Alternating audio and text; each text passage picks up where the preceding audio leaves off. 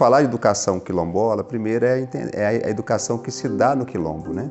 Essa educação que é das relações com os mais velhos, na escuta.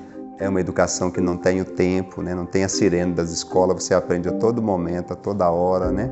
Nessa relação que tem uma hierarquia, mas uma relação também da horizontalidade, né? As crianças aprendem com as crianças, aprendem com os mais velhos aprendem com a criança, né? Aquele vínculo com o território, com as histórias, desde o início dos primeiros que chegaram ali naquele espaço, naquela terra que a gente diz sempre é um espaço sagrado, né? A terra sagrada, né? E que Arthur Camilo deixou, né? Quer dizer, a ida da comunidade para aquele território é para que a comunidade ficasse unida e ali pudesse manter sua tradição, né? E a gente diz hoje todo o legado, né? Hoje já a 7ª geração, né, dos Arturos, né? Deixar todo o legado de Arthur Camilo e também ser um farol, né, para outras comunidades, termos como que a importância da gente manter nossa identidade, nossa história, que isso enriquece, né, a cidade, enriquece o nosso país. Então a educação quilombola é essa, né? É importante que as escolas, a educação seja preparada para atender o nosso povo quilombola, porque nós temos a lei, né, que já existe há muito tempo, de aprender sobre os nossos antepassados, sobre o nosso afrodescendentes, as histórias antes contadas de modo colonizador, né, e não por nós. E é importante que essa educação, para que os jovens, né, que eles saibam de onde eles vêm, saibam da sua origem, para que assim eles possam manter as tradições, pegar esse gosto pelas práticas do nosso povo, que é muito na oralidade. E trazendo para a escola, para a faculdade, a gente começa a escrever sobre nós. Nós recentemente ouvimos, né, através do professor Matheus, que uma aluna fazendo um trabalho, né, na comunidade quilombola de Baú, né, lá em Conceição do Mato Dentro, e quando ela adentrou nas residências, ela viu a bateia, né, que é o instrumento da mineração do ouro, sabe? E ali ela viu que ela estava em casa. E quando ela foi conversar com os patriarcas, né, eles falaram no dialeto de Uganda, né? Então foi muito importante isso, né? Nós ainda temos isso. E por que isso não está, né, nas salas de aula? Por que isso não está colocado para todos nós, negros e negras, né, que representamos mais de 56% da população?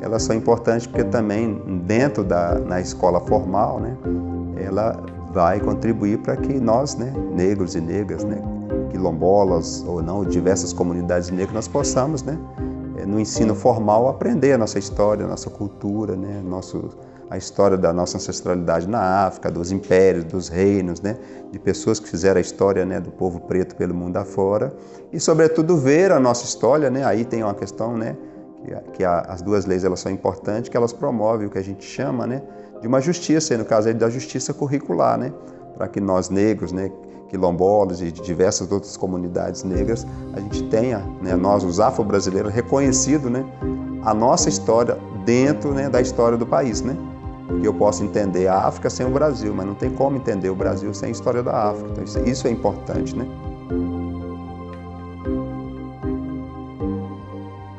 É difícil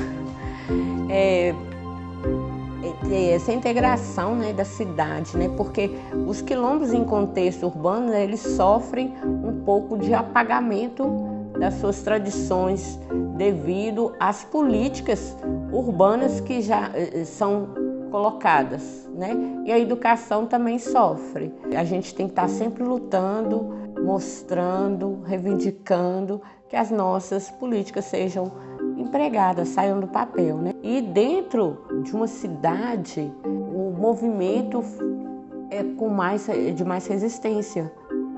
Apesar de Belo Horizonte ter uma população, mais de 50% população negra, ainda há as questões que eu digo que são o racismo estrutural mesmo, escolas, onde que não temos os nossos modos de vida colocado, né?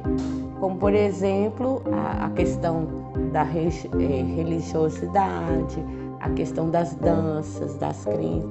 Então tem que sempre ter uma lei, por exemplo, Belo Horizonte agora pode, todas as escolas municipais vão ter a capoeira, né? Então isso é uma conquista do nosso povo.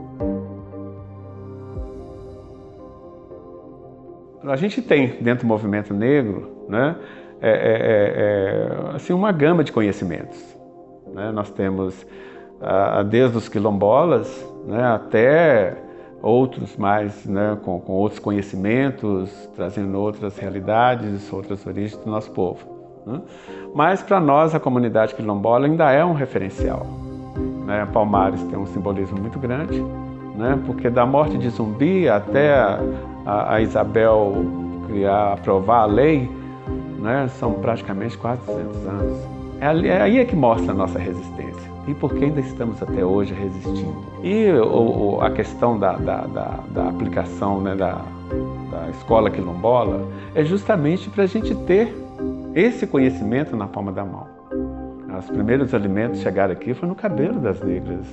Não sabia o que ia encontrar aqui, então trouxe semente no cabelo. Então, se temos algum alimento ainda, né, qual que é a origem dele? Veio com os nossos antepassados, né? E os quilombos ainda preservam isso.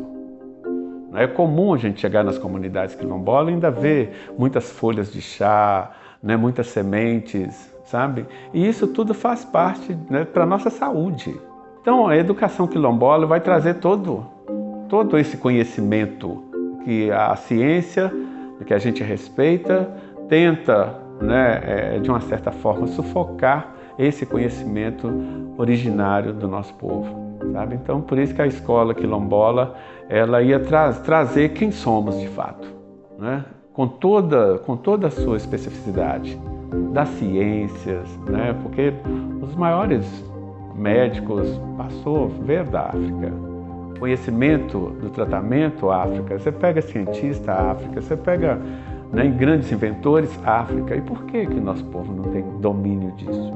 Um respeito aos outros mais velhos, mais novos, a cooperação que existe, sabe? Que a gente está precisando muito, né? Nós estamos numa sociedade muito egoísta, muito individualista, sabe? E com certeza, se as comunidades quilombolas estão resistindo até hoje, é porque tem essa diferença até na relação entre si.